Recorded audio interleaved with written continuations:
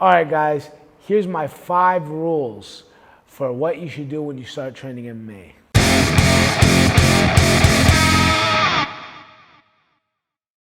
All right, these beginner steps, they're not anything crazy. I'm not really gonna get into technical stuff with you, what you should do technically. But what you should do as a general idea and philosophy when you first begin. So when I first began MMA, my coaches were very, very adamant on stance and footwork. Unfortunately, I didn't listen to them as much as I should have, and I tried to focus my training on the fun. I'm gonna put in quotations, fun part, because all of it can be fun, just depends on how your mindset is. But it's much funner, like I say, to go with your sparring partner and to swing heavy punches with your hands wide open where you can easily get countered or get double leg taken down. It's easy to go on the bag and swing really hard and make cracking sounds and use just like the videos you see on YouTube and do jumps in the air so you get yourself tired. All that's fine and dandy, but if you don't learn how to put your feet, like you've seen in many fights, as you've seen in the and even in the highest level, like Anderson Silva versus Forrest Griffin. Nothing against Forrest Griffin, obviously he's an amazing fighter and he's a better fighter than me, but this was just a mistake he made. He was out of his stance, his head was above his knee, Anderson Silva took complete advantage of it through one jab, landed to knockout. Just one example of happens in MMA all the time. In boxing, you don't see it, very rarely you'll see a knockout like that. People stay in their stance because in a boxing gym, if you go to a regular boxing, they really focus, most coaches will focus on your stance. It's about how you're stepping, how to move to the left, how to move to the right. You need to move laterally. I need to move up and down. I need to move back. I need to move forward. That's more important than me learning how to swing an overhand right, or even me to throw out punches, because without those steps, I'm not going to be able to throw a punch against an opponent. If you look at Virgil Hunter, he said, Sham Sheridan had a book where he went with Virgil Hunter and trained, who's Andre Ward's coach. And he told him, like, I think the first month was nothing but footwork. And he had already had a background in Muay Thai, even had fights. So imagine how important your stance is. If you want to get into MMA, focus on your stance. Second point here is train the art separately. I see too many guys going into MMA classes and it's hard, even if the instructor's great. And I've done MMA class, I've been the instructor for many MMA classes. It's hard if you don't have the basics, if you don't have fundamentals in jiu-jitsu, fundamentals in boxing, fundamentals in Muay Thai, fundamentals in some form of striking or grappling or any of the both. If you don't have those areas, it's really hard to learn straight from an MMA class. It's not impossible, but it's much harder. I always recommend take an MMA class. Of course you should take an MMA class. Enjoy it. It's plenty of fun. You're going to really learn stuff. You're going to learn some really intricate details that are in between the classes, but you should also be taking your jiu-jitsu class. You should also be in your gi, or even if it's a no gi, a submission grappling class, no problem. Your grappling class, in your boxing class, in your Muay Thai class. You should be in every other class as well. If you're taking this seriously as you want to maybe compete one day or a fight, that's a very important part of it. It will really build up your skill. You'll have a big advantage over the guys that only are doing MMA.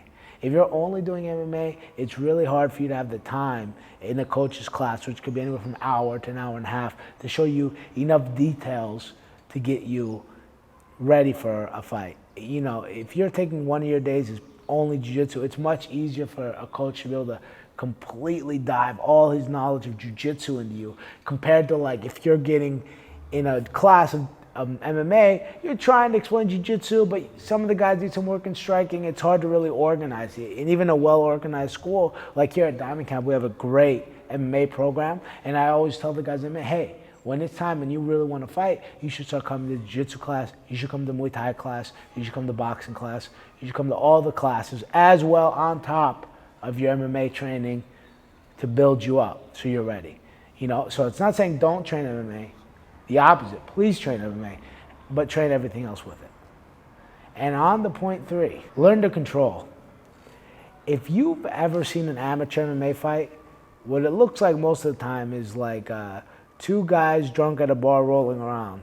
I mean, don't get me wrong, there's exceptional amateurs. But I'm just saying in general, when you go to a very amateur show, like the kids' first fights, they get into side control, they're being rolled. They're in mount, they're getting rolled over. And not rolled with any kind of technique. They're just losing their balance. And I think what happens a lot is when people train MMA, especially when they train MMA, they get flustered, they get confused because they have too many options, or they might have got hit, they might be hitting, they might get nervous.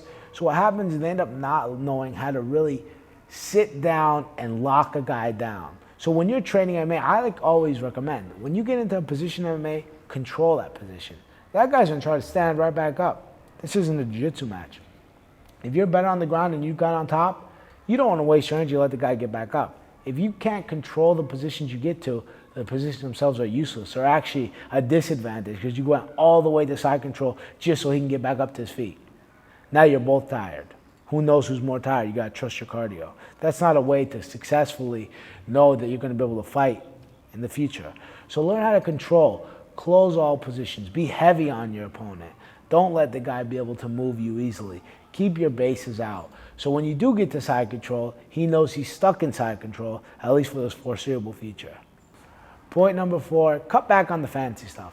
And I'm not saying don't be creative. The opposite. Please, be as creative as you want. I love creativity. That's how these amazing guards were built. That's how these amazing spinning back kicks and traditional martial art techniques are starting to be used in MMA today. It went back not even like 4 years ago that they weren't regularly used. Now the spinning back kick is regularly used by Conor McGregor and Edson Barboza and many other UFC superstars. But you should have good fundamentals, good boxing fundamentals, good taekwondo fundamentals, good whatever striking art you started. You should know how to step your feet first. You should know how to move to the left, move to the right, and keep your hands up. That's the most important part. So whenever you're going to do the spinning back kicks, don't not do them, but cut back on them. Make sure the basics are there first. Now let's talk about the glue of MMA. Focus on your wrestling. No matter what style you're the strongest at, I don't care if you're a 10-time Muay Thai world champion or a 10-time boxing champion or a 10-time jiu-jitsu champion, whatever style, up or down, if you don't have what could control where the fight goes, it's almost a useless art. Unfortunately, that doesn't mean you won't get a knockout on a guy, you won't get a submission. It just means that you're less likely to. Like if Damian Maia couldn't take guys down to the ground or even control guys to the point that he pulls guard and then gets back up on his feet and take the guy down. If he didn't have that wrestling base, and even he said in interviews many times, his jiu-jitsu would be less effective. While if Mirko Cro Cop didn't have an explosive sprawl, his kickboxing would be pretty much useless in MMA. Like many other kickboxers before that time had struggles. He was one of the first guys that used a really explosive sprawl and explosive style of striking to stop the takedowns. So no matter what style is your favorite, or what style you prefer, or what style you feel that you're going to mold yourself into a fighter around, you should have really good wrestling. Defensively, offensively, both preferably. But make sure you got good wrestling, guys. In my career, it's what saved me. I have now 23 fights, and from all my wins, I think I use wrestling, either defensively or offensively. And I don't think there's any fighter that hasn't. Maybe there's a couple like 2-second knockouts, but those are rare, few and far between, as they say. All right, guys, that's it for beginning MMA. Be some kind of fighter.